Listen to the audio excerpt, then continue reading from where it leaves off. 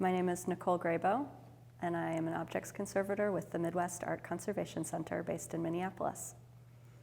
I'm here at ATALM presenting on creating supportive inserts for baskets.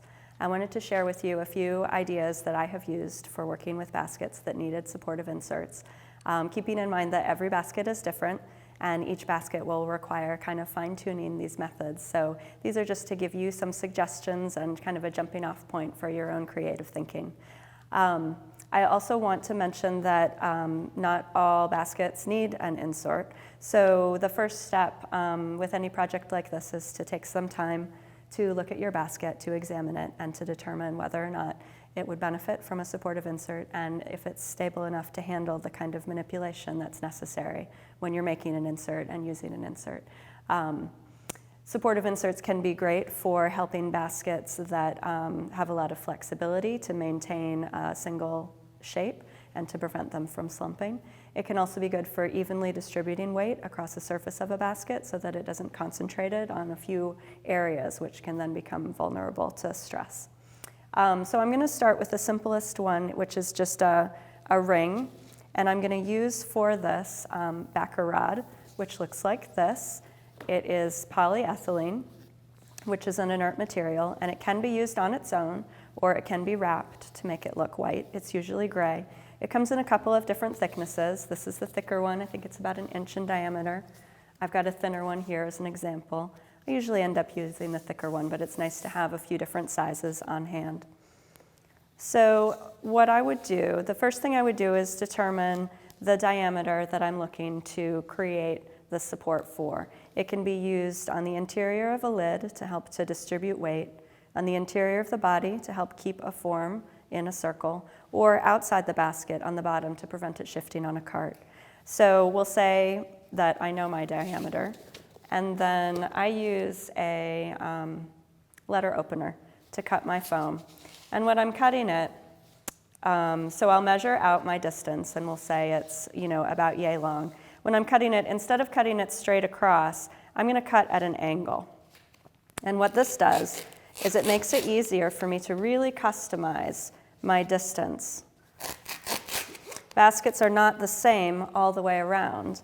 And in this way, when you go to bring your ends together, you can kind of fudge a little bit and make it a little bit wider or a little bit smaller because of the angle that you've cut it at. So at this point, I would use just a drop of hot glue on one end and press it together, and it will create a ring like this. The ring can then either be put inside the basket, inside the lid, or on the outside, and it creates a nice support. You can cover these rings with a material that I really like called soft Tyvek, and I have some here to create a white surface, which might be a little bit nicer for display. But it's not necessary. This is an inert material, so it's fine to have it in contact with your basket. So that's the simplest form of support that I will make. Another kind of support that you can make, and this is great for a solid-sided basket that has a wide opening, like a column. And it's a support that goes on the interior and helps to support those sides all the way up and keep its shape.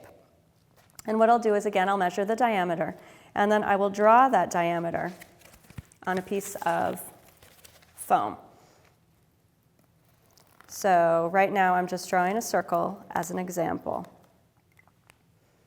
And then again, using my knife,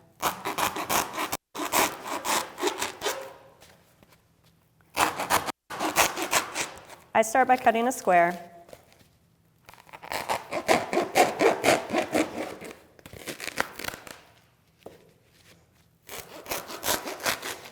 And then I'll shave the corners off. It's hard to get ethafoam in a circle,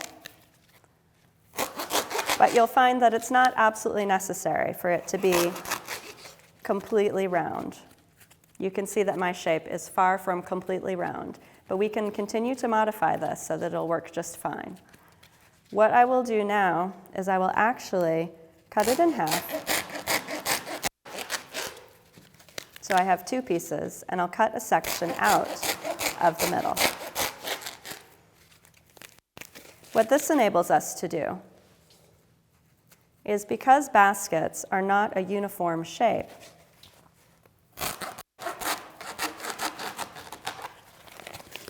and because the materials themselves are quite fragile, we don't want to spend a lot of time kind of cutting and taking in and taking out and fitting, because we're gonna be handling our basket more than we need to. So when you create two halves to your insert like this, then you can use a wedge like that, and with it inside your basket, you can push the wedge to open these two halves out so that it's pressure fit, custom for your basket. Now what I would do before this step is I would actually cover this, because the scratchy edge of the ethafoam is a little bit too abrasive for the basket. I like to cover mine with soft Tyvek, and you can do this without any gluing or sewing by just cutting a little slit and then taking your piece of soft Tyvek and tucking it in and pulling it taut. This piece is a little too small, but you can see we could wrap it all the way around and tuck it in on the other side too. And then you would have a nice smooth surface which would go against your basketry materials on the inside.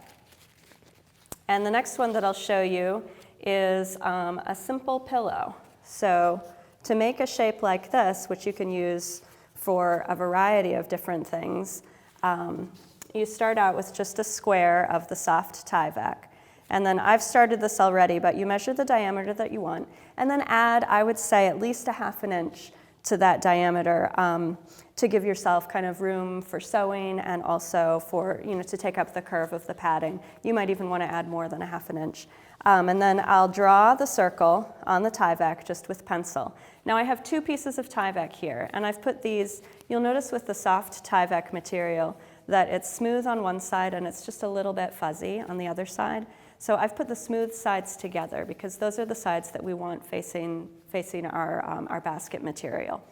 But we'll sew it inside out. So I draw my diameter circle on the outside and then I sew around it. I've used black thread here because it's easier to see, and you can see I've almost completed the sewing, but I'm going to leave a little bit of an opening here. And then you can trim this up to make it a little bit neater. You don't want to go too close to the stitching. And I've hand sewn this. You can also use a sewing machine if you're making a bunch of them and you want it to go faster. I like hand sewing. Keeping your opening on one side, now that you've got your circle sewn, you can just separate these edges and turn your pillowcase inside out.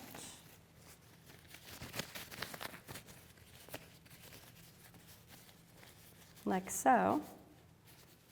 And then we fill the inside with an inert batting material. I use polyfill, fiber fill, to make it as stiff or as cushiony as you want. And then continue to kind of fold these edges in and sew them shut from the outside. You can make these in large and small sizes. You can stack them, and you can use them to fill up the insides of baskets.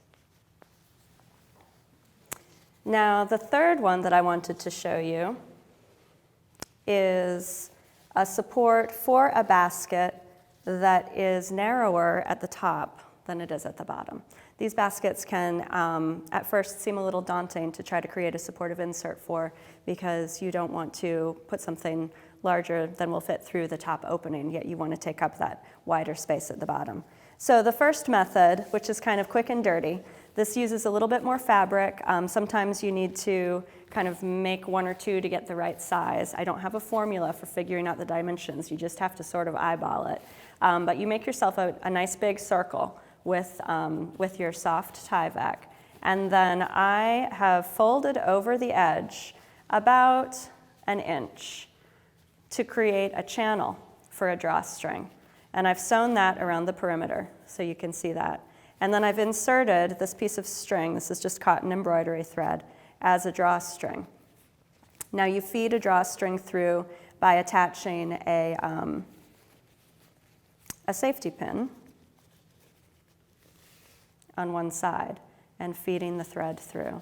And then when we've got the thread through, you take both ends and you pull your drawstring to create a little pouch. And this little pouch compresses really nicely, so you can stuff it into the narrow opening of your basket, and then once it's in there, you can put your batting inside. And you can stuff it in so that the corners are nice and snug, not too tight, not so much pressure that you're going to damage the basketry material, but enough so that you give it the support that it needs where it needs it. So you can see this soft Tyvek compresses really nicely, but it does use a lot of material to create a relatively small shape. You can see how if you had a much larger basket, you would need to use a much bigger piece. So in order to be a little bit more efficient with our Tyvek and to make something that's customized just a little bit finer, there's a modification of this pattern right here. Now this one requires some measuring. The principle is the same. It's a drawstring bag that you put inside your basket and then fill when it's inside, but it's tailor-made to the dimensions of your basket. So here you can kind of see what it looks like. It has a little bit more shape to it, a little bit less puckering of the material. Now this is essentially 3 pieces of Tyvek. I measure the diameter of the bottom of the basket, and that becomes this circular piece here. Then I measure the height of my insert, which is this distance right here. And then I have 2 more measurements to make. I have the diameter at the widest point of the basket, and this goes here. This is wider than the foot. And the final measurement is the height of that width, which here is about 2 inches. And what you then do is, using those dimensions, you create a polygon that is shaped roughly like this. This is your diameter at the bottom. This is your diameter at the widest point. And this here is your height at the widest point. You cut out 2 of these and sew them together. And they end up being these 2 pieces on the side here. So once you have the sides sewn together, you can sew the bottom in place. Again, I've done this with black thread. Hopefully you can see it. So here's my side seam. And then when the side seams are in place, sew the bottom to it. Sewing the bottom on is a little bit tricky. I did this one on my machine, but honestly, it's a little easier to do it by hand because the fabric has a tendency to pucker up. And you do the sewing inside out, and then create your drawstring edge. Turn it right side out, soft side on the outside, smooth side on the outside. Pull your drawstring taut, and there you have a little receptacle for your batting, which can provide a nice support for your baskets.